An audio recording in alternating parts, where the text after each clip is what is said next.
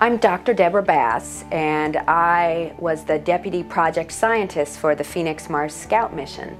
My role after landing was to make sure that things were going smoothly, and if we needed to make any tweaks to how things were going, I was there to suggest modifications and updates and to make sure that things are running. I always wanted to fly away.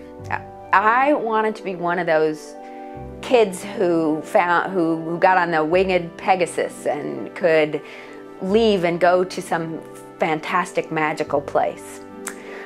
I didn't know that I was going to end up being a rocket scientist and have the possibility of actually flying to other planets.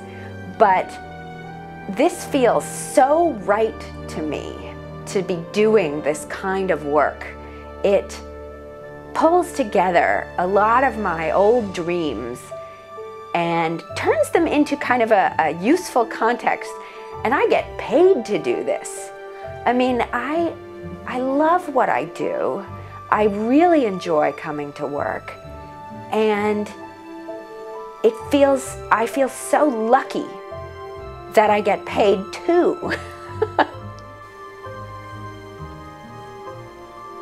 This was not my first mission to Mars. I worked on the Mars Polar Lander, and then I worked on the Spirit and Opportunity rovers. So that gave me a different perspective on missions in general.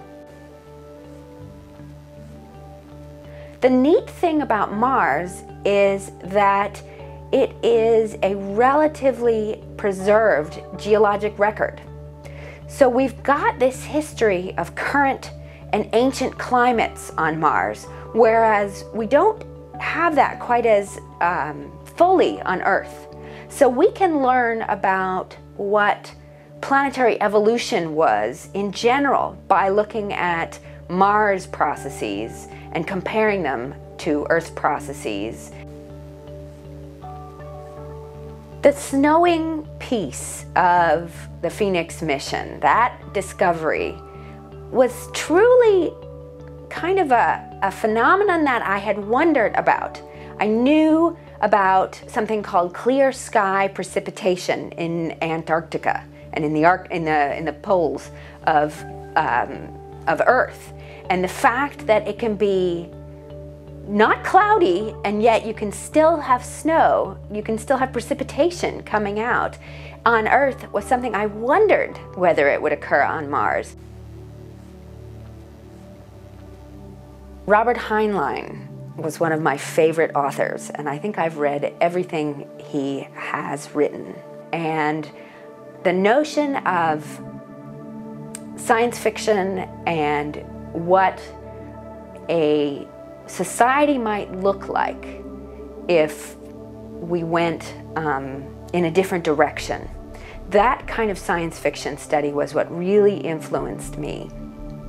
So I am really interested in the science of people and how the people come together to make a Mars mission, for example.